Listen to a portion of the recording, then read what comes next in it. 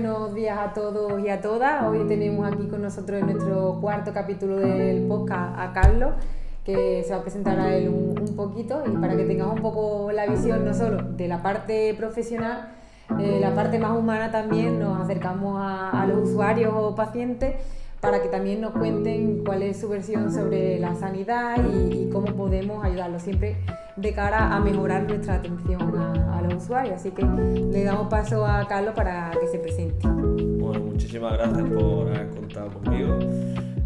Bueno, yo soy Carlos, soy de Aguadulce, tengo 33 años y sufro varias enfermedades crónicas, ¿no? y algunas poco frecuentes. Entonces, no sé, una de las enfermedades más características, ¿no?, para decir, es la que tengo, se llama esofagitis sinofílica.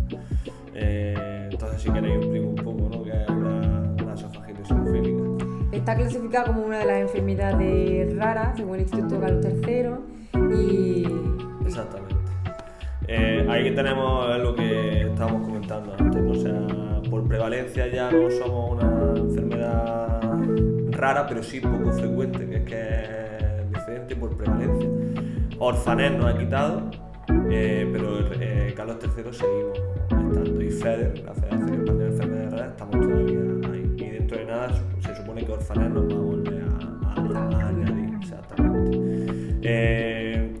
Como he dicho, por prevalencia a nivel europeo seguimos siendo raras, pero en España, sobre todo, el diagnóstico ha avanzado bastante. O sea, hemos pasado de tener un retraso de 4 años, por ejemplo, el año pasado, a estar en 2 años, año y medio de retraso en el diagnóstico. Entonces, es cierto que hay un mayor conocimiento de los especialistas en la enfermedad, pero todavía hay muchas carencias tanto en tratamiento, seguimiento como atención primaria.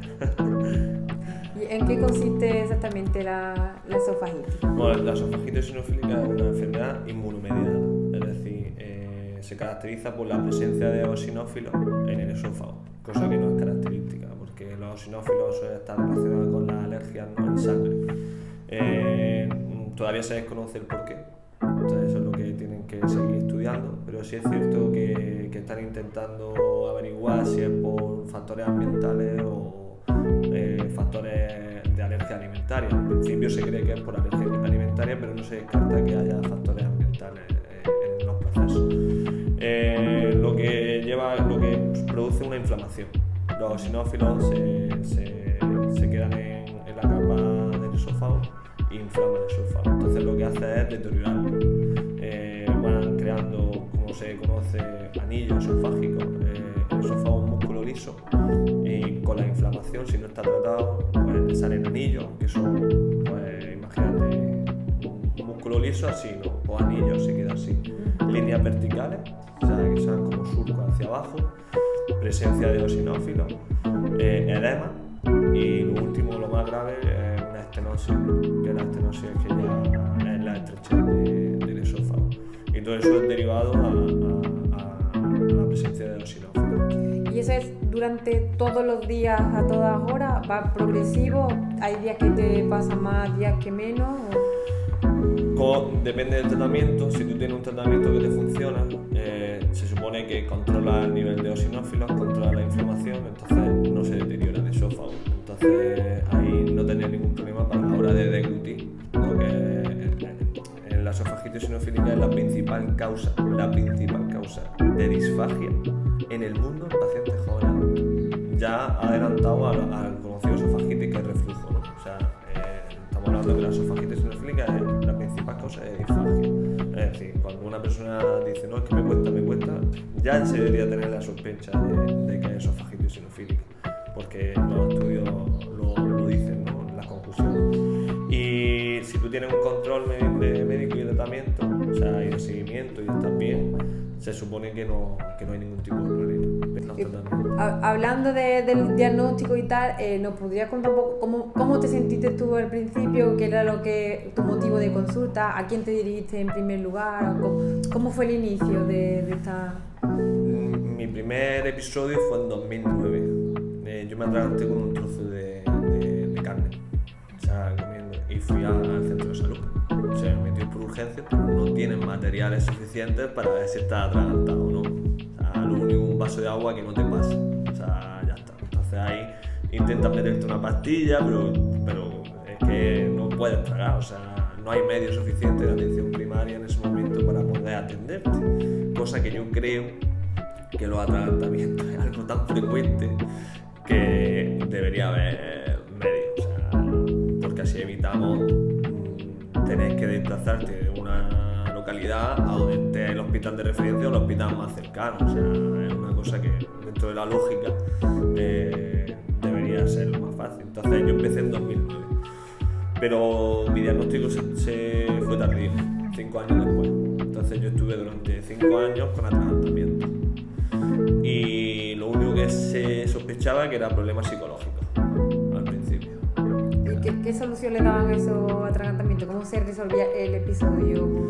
Pues en 5 años yo pillé miedo también a los alimentos en aquella época, entonces comía sopas, comía sándwich, lo más blanco, ¿no? O sea, entonces yo recuerdo que aunque el diagnóstico, porque después hablo del diagnóstico, ¿no? El diagnóstico lo tiene que hacer realmente un digestivo, un especialista digestivo, pero a mí la sospecha de juicio clínico fue por alergología, por la cantidad de alergias que me salieron. Yo nunca había sido alérgico, o sea, que yo supiera. O sea, yo sabía que era alérgico a los pólenes, a la gramínea, al plátano, todas esas cosas, ¿no? Todo lo que es árboles, ¿no? En sí. Y claro, cuando se vio que yo era alérgico a 12 tipos de alimentos, no tenía sentido, ¿no? Porque nunca había tenido un ataque anafiláctico, o sea, bueno, solo había tenido una vez con las gambas, pero yo lo sabía porque cada vez que comía marisco me sentaba mal. Y fue un alergólogo quien sospechó, visto la cantidad de atragantamientos que había tenido. Pero claro, o sea, al final lo que se me dijo, deja de comer estos alimentos que eres alérgico, y así fue. Entonces mi clínica mejoró, porque como hemos dicho, o sea, al final la esofagititis sinofílica es una reacción a alimentos. Entonces lo que hace que inflame el esófago son los alimentos, es lo que se sabe, ¿no? Entonces yo dejé de comer, pues por ejemplo, trigo, maíz, arroz, ternera, marisco, pescado, y algo más se me olvida. O sea, calamares, moluscos, todo eso dejé de comer, porque era alérgico, ¿no? Y pues imaginaros, estuve durante 12 años sin comer ese tipo de alimentos. Y no había una explicación, simplemente que era alérgico. Nadie sabía, hasta que en 2013 fue la sospecha de una mujer alergóloga de Torre Cárdenas y dijo: sospecha esofagititis sinofílica. Pero ya sabéis cómo funciona al final los procedimientos y cómo lo que tarda en que te vea un digestivo, etcétera, etcétera. Y se quedó un poco ahí en el aire. Se quedó un poco en el aire. Sí. ¿Y cómo se retoma este diagnóstico? ¿Te tienes que poner tú en contacto otra vez con el sistema o te van haciendo revisiones periódicas? ¿Cómo sigue la...? Esto es lo más gracioso, o sea, y por desgracia una realidad. Como he dicho, mi suegra trabaja 40 años enfermera de quirófano, de urgencia de quirófano, y si no llegase por ella, a mí no se me hace un seguimiento ni me atiende un digestivo. O sea, de hecho, la primera endoscopia fue por ella por enchufe, porque yo no estaba bien. O sea, yo había perdido mucho peso también ese día, o sea, no comía, era algo ilógico. Entonces, claro, o sea, yo ya llegué a pensar que tenía cáncer, que porque no trabajaba bien. Mi abuelo tuvo una traqueotomía, mi abuela murió de cáncer metastásico de aparato digestivo. Entonces, pues ya empieza a pensar mal. Incertidumbre. Exactamente. Y encima todo mirar internet, que es lo peor que puedes hacer. O sea, es lo peor que puedes hacer. Mirar internet, intentar documentarte tú en páginas que en aquel momento pues no sabía, porque no entiendes de investigación, no entiendes dónde puedes mirar mis artículos, ¿no? O no, o sea, te va a lo peor, a lo que sale. Y al final me hicieron una endoscopia. La única manera de diagnosticar la esofagititis sinofílica es, además de la clínica, que es lo que he contado un poco, disfagia, pérdida de apetito, hay una clara valoración entre pediátrico y adulto, ¿vale? Diferentes los síntomas, pero casi todos son dolor torácico, dificultad para tragar, pérdida de peso, pérdida de apetito. Los niños se creen que son niños caprichosos porque no quieren comer, pero realmente no es así, es porque no pueden tragar bien. Los niños también vomitan, hay muchos adultos que también vomitan. Entonces está escrito, ¿no? Y esos síntomas existen. Entonces está la clínica, pero no es 100% verificable. No se puede decir que es esofagitis eosinofílica solo con la clínica. Tienes que hacer una biopsia sí o sí de esófago, de zona distal, zona proximal, y tienes que intentar sacar unas 6 muestras para poder comparar, ¿no? O sea, sacas 6 muestras y las analizan y tienen que ser contadas. O sea, es decir, se tiene que hacer un recuento de eosinófilos por campo de gran aumento en esas muestras, en esas biopsias, cosa que aquí nunca me hicieron. O sea, nunca se analizó, yo tengo los informes, solo sale uno, el número de eosinófilos, nunca se me ha analizado. Entonces, para ser esofagitis eosinofílica, da igual la zona, como hemos dicho, tiene que haber más de 15 eosinófilos de campo de gran aumento en una de las muestras. O sea, con que haya una muestra con 15 eosinófilos por campo de gran aumento, tiene el diagnóstico, exactamente. ¿Y eso se lo hicieron en Madrid o...? Eso me lo hicieron por lo privado. Tuve que ir por lo privado y decir, se cree que tengo esofagitis eosinofílica, vamos a tener un diagnóstico certero ya una vez, fiable y demostrable. Se analizó y tenía, no me acuerdo los eosinófilos que había, pero tenía bastantes y el aspecto del esófago. O sea, te hacen fotos, te lo envían, son unas cosas buenas también de cuando vas por lo privado, que soy antiprivado yo, pero bueno, te hacen la foto y te lo envían a color. O sea, ahí te lo explican. Pero nunca he tenido, a raíz de eso, o sea, nunca, ni por lo privado ni por nada, no se sabía. Sí, tómate omeprazol o tómate no sé qué si te duele. Eso no es así. O sea, hay que buscar la causa siempre ante todo, no poner parche, digamos. Y tu contacto con la atención primaria, con el médico de cabecera te conocerá, ¿algún momento te derivó para seguir el estudio? Si... Es más, cuando yo tengo un diagnóstico que saben que soy súper alérgico, se supone que incluso las pruebas de alergia me las puede pedir el médico de atención primaria, ¿no? Para ver cómo voy evolucionando. O sea, es que a mí no se me hizo ni un seguimiento por parte de alergología ni por parte de digestivo. O sea, ni mi médico de atención primaria era consciente de que era la esofagitis eosinofílica para saber que tiene que seguir un seguimiento cada 6 meses, que hay que estar atento, que hay que llamar al digestivo para ver cómo va. Todo esto para que no cause la estenosis, ¿no? Entonces, nadie sabía nada. Falta de comunicación, falta de procedimientos, falta de actuación, de un plan de actuación con pacientes que se sabe que en aquel momento la esofagitis eosinofílica era enfermedad rara. Es que era enfermedad rara. Y volvemos a eso de que el desconocimiento es muy atrevido y también es uno de los motivos por los que me quería contar contigo para este podcast, porque es importante saber ante qué nos enfrentamos, cómo podemos actuar, en qué podemos ayudaros para evitar que con el ejemplo pues no ocurra a más personas.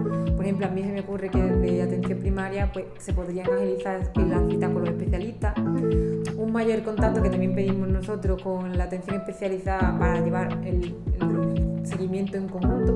Ya por ejemplo también de enfermedades raras está la ELA, existe lo que es el acto único, entonces cuando el paciente se deriva al hospital por movilidad y por tal, se intenta coincidir todas las citas médicas el mismo día para que todos los especialistas vean a ese paciente. Entonces, con este tipo de cosas yo creo que sería interesante pues darlo a conocer para seguir fomentando este trabajo en equipo multidisciplinar y en lo que dice, en un acto médico único, pues que ya que te tienes que desplazar, pues que te vea digestivo, que te vea alergólogo, que te vea el neumólogo, todo.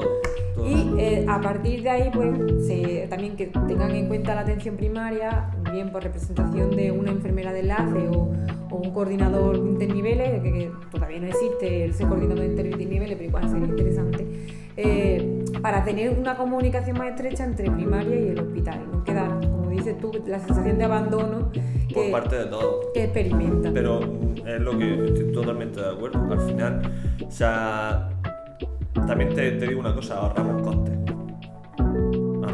porque los tratamientos de la esofagitis eosinofílica ahora mismo disponibles en España son 3. O sea, o bien hacer una dieta de exclusión de alimentos, que eso sí es verdad que tiene que ser por hospital sí o sí, porque tienes que estás 4 o 6 semanas sin comer leche y huevos, por ejemplo, ¿no? Entonces si te hacen una endoscopia, si tienes eosinófilos, quiere decir que la leche y los huevos no son los que te lo provocan. Entonces vuelven a meterte 2 tipos de alimentos, te quitan 4 familias. Entonces eso sí que tiene que ser una cosa ahí, pero seguimiento de omeprazol.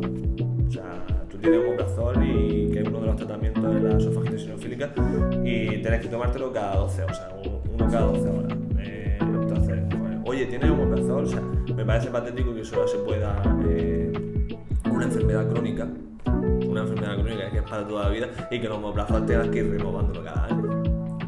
O sea, es crónico y no hay un cambio de medicamento porque ese medicamento te está yendo bien.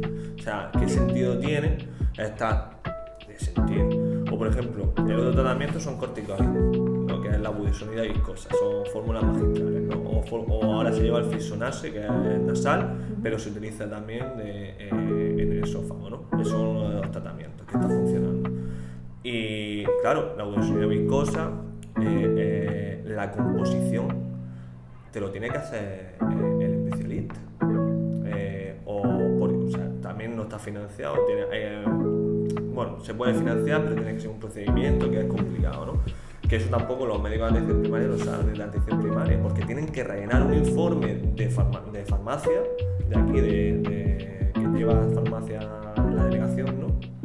Y presentarlo, los informes. O sea, si ya sabes que tiene esta enfermedad, la budesonida viscosa, que se hace en laboratorio, o sea, darle posibilidad al médico de hacerlo, no que te tienen que estar enviando desde especialistas las recetas, o sea, un follón que para qué. Y es otro problema que tenemos, por esto ya es a nivel global, que cada laboratorio hace una fórmula magistral, los excipientes cambian, unos lo hacen muy espeso, otros lo hacen muy líquido, entonces si lo hacen muy espeso se queda en la zona proximal, si lo hacen muy líquido se queda en la zona distal, o sea, ahí eso es una lucha también que es lo más lógico si hubiese algo en conjunto, pero también para la clínica, si tienes algún problema con la clínica, es decir, es que no, por ejemplo, omeprazol y no te está haciendo efecto y sigues con síntomas, 2 meses a lo mejor, que es lo que se tiene que dar, 2-3 meses para que un medicamento te haga efecto, ¿no?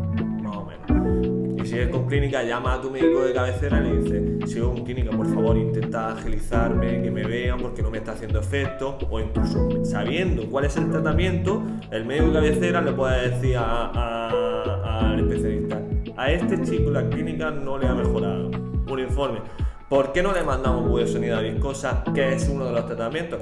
Cuando tiene el diagnóstico, el protocolo de actuación se le pasa al médico, a la enfermera, atención primaria, me da igual. Primer punto de actuación, dietas de eliminación. Segundo punto de actuación, si no le hace efecto, empezaremos con omeprazol. Tercero, como un croquis. Un croquis. Estaba viendo muchos melones aquí. Es que, pero es que... Pero sí, es algo también que pedimos, que haya esa... Bueno, para empezar, como tú bien has dicho, es algo que los propios médicos de atención primaria conocen, que es una enfermedad poco conocida. Entonces, sí, eso, son muchas cosas que podemos mejorar. De entrada, si te preguntan cómo podemos ayudarte de atención primaria, qué te podemos mejorar, y dices, pues, me limito ahora mismo a un contacto de firma de parte del laboral, pero fíjate todo lo que está saliendo de que si con un correcto funcionamiento y sobre todo con conocimiento e información sobre todas las cosas que podíamos mejorar, agilizar, incluso para nosotros como profesionales, como a vosotros, que no teneros mandando de un sitio para otro, cuando hay cosas que se pueden centralizar. Si yo entiendo que es difícil de saber de todas las enfermedades. Si es imposible. Y las que van saliendo y luego, sí, que son muchas cosas. Sí, pero pienso... Tener por lo menos ahí breve información, nociones básicas para que te salte ahí la alarma. Me parece a mí que esto se relaciona con esto. Y a partir de ahí pues ir tirando de claro, o sea, principales síntomas y que puedan tener herramientas de diagnóstico, ¿no? O sea, nosotros estamos muy perdidos, o sea, en ese sentido, porque como van, es lo que he dicho, a mí se creían que era algo psicológico, o sea, ansiedad, estrés, depresión, todo, ¿no? Entonces, joder, macho, yo ya no sabía, pero realmente no es así. Eso sí, por eso he dicho que se están abriendo muchos melones, porque todo lo que es desconocido, que se escapa de nuestro alcance, es un desastre de lo psicológico, que también es muy frecuente ese fallo sin nombrar ni culpar a nadie. No, sí. Es algo que sí que... Pero sí soy, o sea, nosotros somos conscientes, siempre lo digo, o sea, y más cuando yo que trabajo también con la asociación de pacientes, está mucho tiempo, aunque ahora he delegado por temas de salud ya, o sea, ya es que tengo que pensar en mí. Y ahora voy a ser egoísta y tengo ya que pensar en mí, pues son muchas cosas, ¿no? Pero nosotros siempre pedimos, hay médicos que también no te explican que conlleva, es importante, esto que pasa, que, o sea, ¿me puedo morir? Eso no, tienes esofagitis sinofílica, claro. Fuera, venga, vamos a hacer esto. Oye, ¿qué es la esofagitis sinofílica? Y si no tienes tiempo porque estás saturado, pues más razón hay para tener una comunicación con tu médico más cercano, que siempre es atención primaria y es el que te conoce, como que tu médico de tu zona. Y el que, oye, tienes que explicarle que esto, que se quede tranquilo, nosotros no tenemos tiempo para eso. Tu referente de confianza que claro. Te tranquiliza y claro. puede ayudarte en muchas cosas. Es muy interesante todo lo que está saliendo de aquí porque todas de las dudas, se van respondiendo todas las dudas sobre la marcha. ¿Cómo acabas en Madrid? ¿Cómo acabas en...? Es una buena pregunta. Bueno, pues eso me emociona un poco, ¿no? Porque es los peores años de mi vida. Mi mujer embarazada. Entonces me emociono porque soy de Almería y me gustaría estar aquí. Pero me trataron fatal. Yo fui en 2 meses 6 veces a urgencia porque ya no comía. Es que ya no me entraban los alimentos. Y fue una médico de urgencia la que dijo: hasta que no bajo el especialista a este chico no me muevo de aquí. Y así fue, bajaron. ¿Y qué me dijeron? Como sigas así, es que de tu enfermedad es normal. Yo no sabía que era la esofagitis sinofílica. Te estoy hablando en 2020. O sea, después de no sé cuántos años, yo me puse a investigar qué era la esofagitis sinofílica a raíz de ya no puedes comer. O sea, nadie me dijo qué era desde el diagnóstico, o sea, desde el 2013, 2014. Nadie me dijo qué era. O sea, yo los primeros síntomas como he hecho en 2009. Entonces, te quedas, te dicen, sí, esofagitis sinofílica. No le dan importancia. No tiene un tratamiento, no tiene un seguimiento. Claro, hasta que no puedes comer. Yo me tiré 6 meses y medio comiendo papillas, solo papillas. O sea, yo a mí se me había olvidado masticar. O sea, yo la musculatura maxilofacial deteriorada. O sea, perdí 19 kilos. O sea, mi calidad de vida, yo a día de hoy tampoco salgo a comer a los sitios. Si quiere venir alguien, que venga a mi casa. Y si voy obligado. Si voy a un sitio de mucha confianza, que yo sepa que voy a estar bien cuidado. O sea, ahí que no va a haber problema. Pero no puedes viajar a gusto, o sea, no puedes estar con tu amigo. En España tenemos como salimos a desayunar, salimos a comer, salimos a merendar, salimos a cenar. Nosotros no. O sea, vamos con nuestros tuppers, vamos con tal, vamos, sí, pues. Pero sí es cierto porque hay miedo a los atragantamientos, más cuando no estás controlado, miedo a la contaminación cruzada, que eso es otra cosa, una batalla. Miedo al desconocimiento de la gente, ¿no? A la alergia. Pues la alergia, pues fíjate lo que ha pasado. Una niña muere por una traza en un café, otra niña está en coma porque un poco de pistacho en un batido y es alérgica al pistacho. O sea, es que primero hay que saber, estoy ya hablando de alergia, intolerancia y alergias mediadas y no mediadas, etcétera, etcétera. O sea, eso hay que tener conocimiento por parte de todos. Pero yo cuando fui, en menos de 1 mes y medio, 6 veces urgencia y no se me hizo una endoscopia por estar en pandemia. Yo no podía comer hasta que el día 13 de marzo decidieron hacerme una endoscopia de urgencia y como estaban hartos de mí, porque estaban hartos de mí, no se me dijo ni cómo estaba mi esófago. ¿Eso fue aquí en Eso fue en Almería, sí. No era decir el hospital, pero fue en Almería. Y me tiré 1 hora en sala de espera, solo en una silla de estas, ni en cama ni nada, o sea, después de una endoscopia, una anestesia, en una silla, esperando hasta que vino una médico súper borde, de verdad, y me dijo, ¿qué haces tú aquí? Pues yo, esperando que me digan qué tal ha ido la endoscopia, qué han visto. No, ya te puedes ir, fuera. Me llamaron el lunes siguiente, otro especialista, aparato digestivo. Buenas, Carlos, ¿en qué te podemos ayudar? ¿Cómo que en qué me podía ayudar? He perdido, en aquel momento había perdido en 2 semanas 8 kilos, en 2 semanas, o sea, en 2 semanas, en 2 meses 8 kilos, o sea, 4 kilos por mes. No comía, se me había hecho una endoscopia y encima de todo yo tenía que decirle al médico que se me había hecho una endoscopia. Si es que se lo tuve que decir, digo, decirme a mí qué me pasa.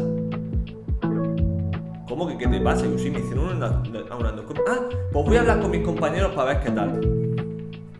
Ahí se quedó. Ni recuentos de eosinófilos, como hemos dicho antes, nada de nada.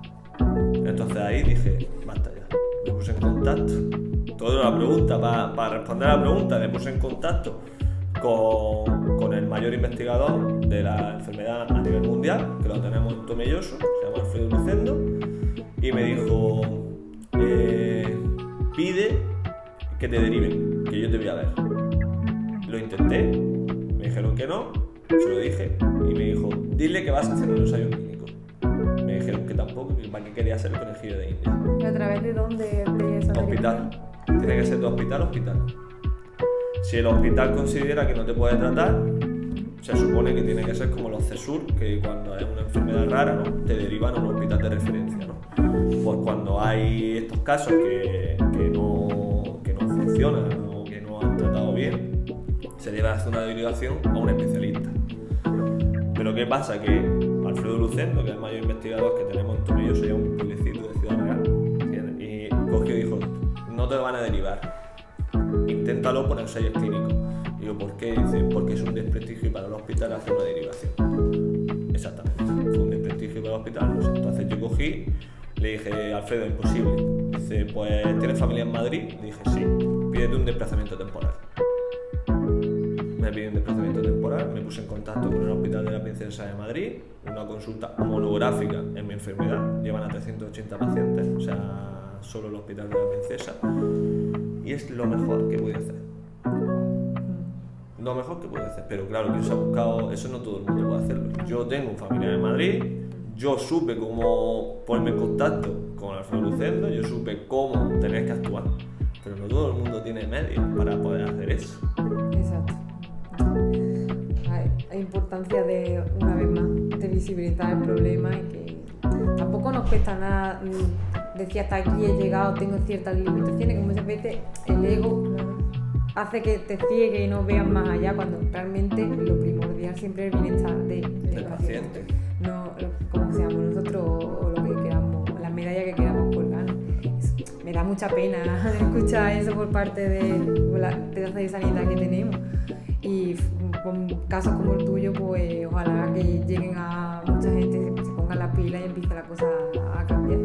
Porque la verdad es que con la pedazo de sanidad que tenemos, que tengas que ir a Madrid, que no discuto que Madrid también tenga lo suyo, y además, como tú dices, un centro de referencia, que mejor que un centro de referencia donde estás acostumbrado a tratar esos casos, pues no va a estar. Eso a lo mejor aquí o en tu pueblo, en tu ciudad, pues hay un caso, eres el único caso que conozcan, pues se hace un poco más complicado acceder a todos los recursos, pero es importante que todo el mundo conozcamos un poco la situación, no solo de la enfermedad, sino de todo lo que hemos plasmado aquí en este rato, porque ha salido problemas de derivación, problemas de listas de espera, problemas de diagnóstico, psicólogos, así que hemos tocado muchos palos, y al final todo eso es la Junta de Andalucía, el SAS, la sanidad que tenemos, y tenemos que conformarnos con lo que tenemos y decir, pues nos ha tocado, no, la sanidad está para cambiarla, para los que estamos desde dentro como motor, pues intentemos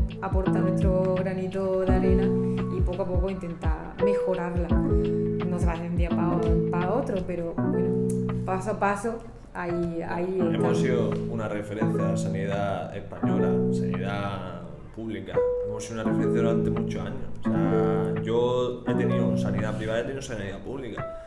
La sanidad privada las listas de espera también son gigantes. O sea, el que se piense que la sanidad privada es la solución, para nada. O sea, ahora podría decir, y lo digo muy claro, que soy anti-sanidad privada. ¿Por qué? Porque yo en una sala, yo ver a una persona pedir cita para el cardiólogo 6 meses más tarde, se la da, dice 6 meses, y preferir esperar a un cardiólogo. O sea, es una cosa sin sentido. O sea, una cosa sin sentido. Después, cuando tengo una enfermedad, te largo.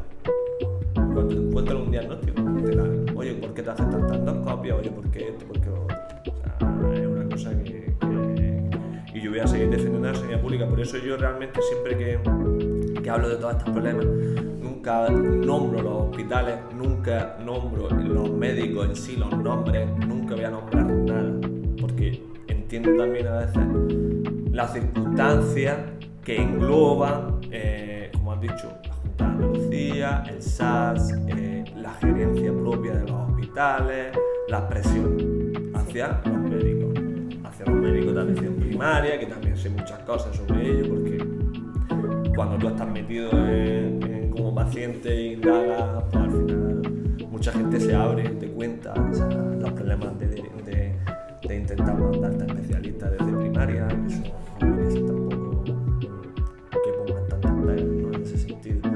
O sea, son muchísimas cosas. Y después yo siempre voy luchando, y en todas las entrevistas que voy haciendo digo 2 palabras.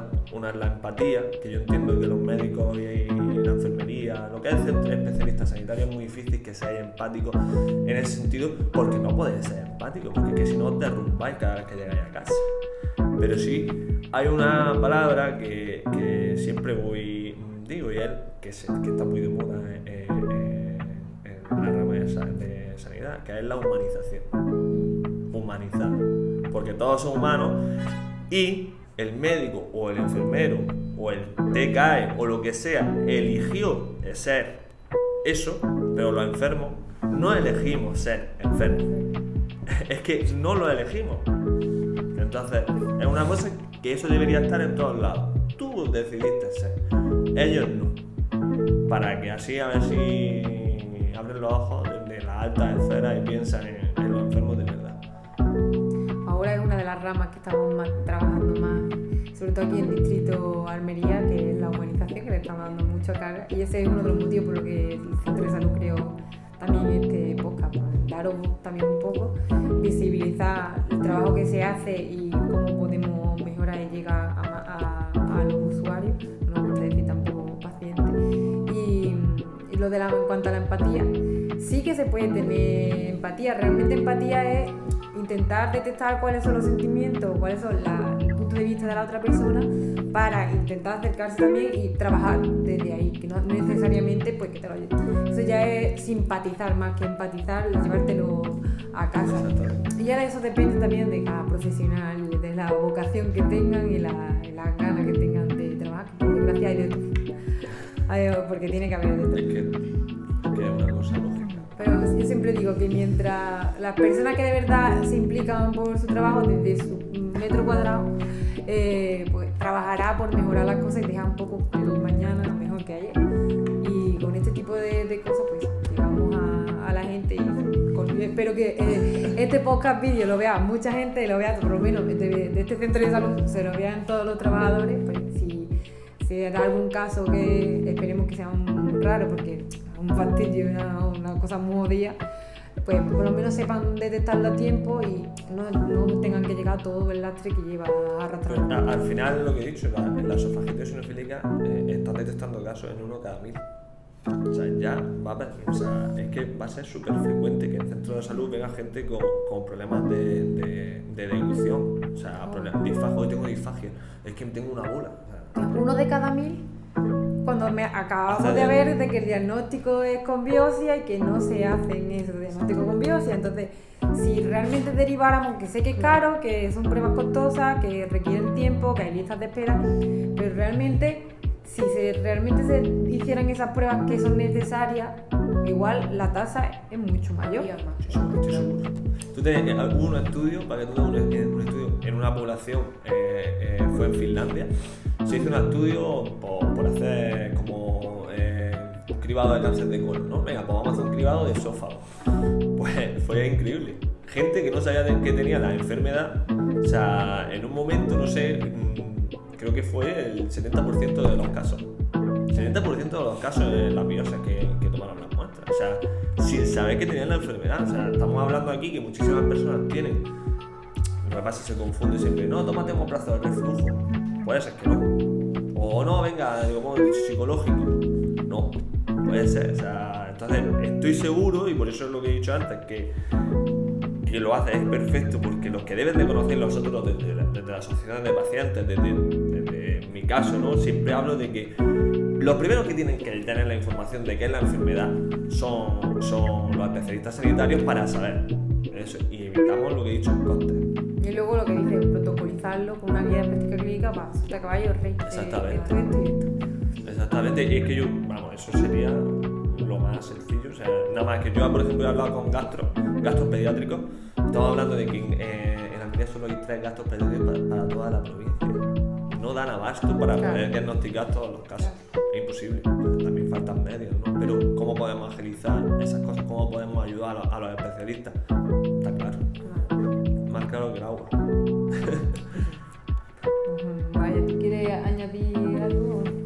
Nada, si no quieres comentar qué echarías tú en falta en el centro de salud, que es lo que... Yo, por desgracia, es lo que hemos venido comentando. O sea, yo con mi médico de cabecera ya no tengo relación. No tengo relación porque yo ya he entrado en un bucle de todo por interno del hospital. O sea, también porque me ven en Madrid y al final mi digestivo es el que va moviendo todo. O sea, pero yo y yo ahora mismo también me he tenido que empadronar obligatoriamente en Madrid. Ya no he desplazado, ya empadronado para poder estar con el tratamiento que estoy. O sea, con el duplicumab, que es un tratamiento biológico, ¿no?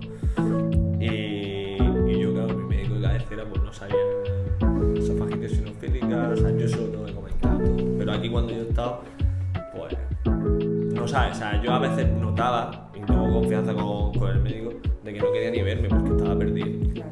Entonces yo, al final, si no tienes la confianza del que tú tienes más cercano, de que en 2 semanas te puedes estar viendo, que me encuentro mal, es que esto, lo otro, o sea, a mí se me tardó en derivar a un psicólogo muchísimo tiempo. Encima del psicólogo, en caso de lo que pasa, tarda y después te va dando una sesión cada 3 meses o cada 4 meses. Ay, pues estás bien, ¿no? Pues si tengo que, pues normal, si he estado 3 meses con otro psicólogo, no voy a estar mejor.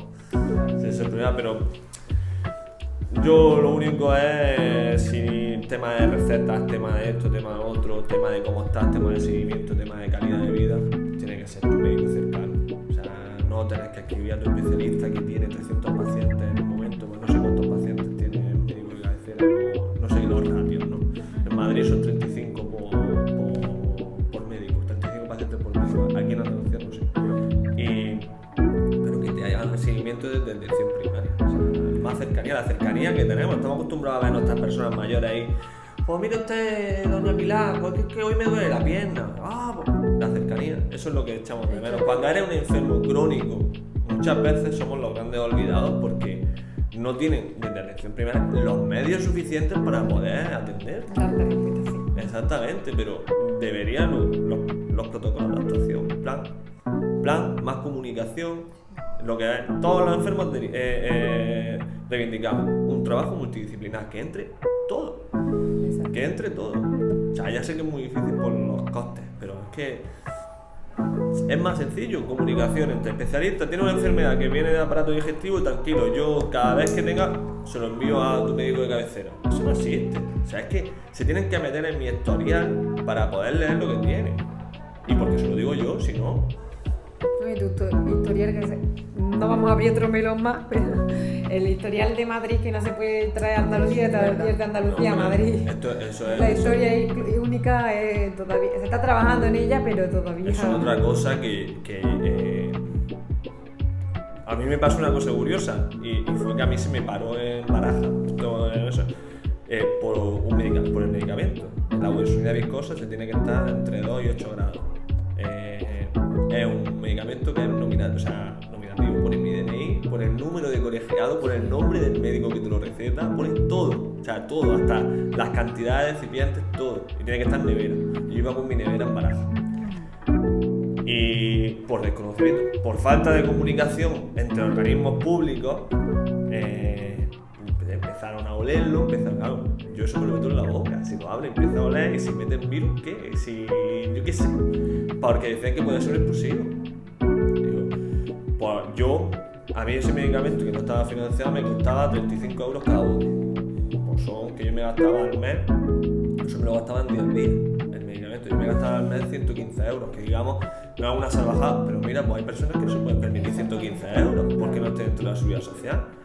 Pues abriéndolo, sí que entonces me negué a que lo analizara, me negué, media hora retenido. Entonces cuando a mí se me hizo una entrevista en la televisión me dijeron, pues que tú tendrías que haber ido a la policía y a la Guardia Civil y decir, soy un enfermo, llevo esto, para que lo sepáis. Eso me dijo un abogado de Espejo Público. Y le dije, perdona, o sea, encima de todo de que estoy enfermo, me gasto este dinero, voy a tener que ir yo una hora antes a decirle a las fuerzas y cuerpos de seguridad del Estado. Puede facilitar las cosas. Claro, es que yo dije en su día, y se lo he dicho a todos, enfermo crónico, en tarjeta de salud que ponga enfermo crónico y cuando tú, o en el DNI, que haya algo, con la huella de con el DNI sale perfectamente en las bases quiénes somos y porque estamos en la base de datos.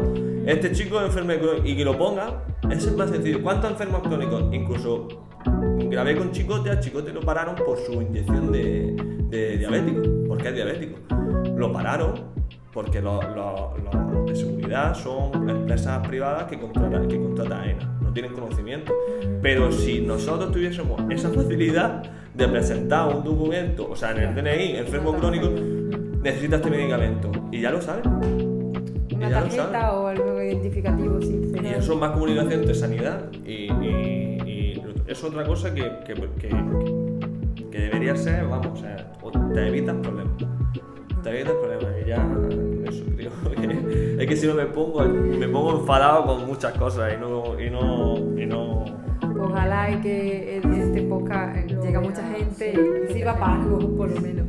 Que aunque sea para evitar ese desconocimiento y que se conozca la enfermedad y a ver. Sobre todo aquí, si llega aquí en Almería a todos los centros de salud y eso sería estupendo, o sea, porque la base está en la relación médico-paciente, sanitario-paciente. Y ya por cerrar un poco, bueno, agradecerte que hayas aceptado venir al podcast, que nos hayas dado tanta información. ¿Dónde podrían encontrarte? Pues si alguien quiere contactar para profundizar sobre la enfermedad, ¿cómo podrían localizarte? ¿En redes, correo? En redes sociales, que es donde suelo estar activo, en Instagram. ¿Cómo te pueden buscar? Si ponen esofagitis sinofílica, sale. Incluso si quieren buscar más información de la enfermedad, ponen mi nombre, Carlos Sola, en Google y salen todas las entrevistas en los periódicos que he hecho. O sea, sale todo. Pues un placer y muchísimas gracias por todo. A vosotros.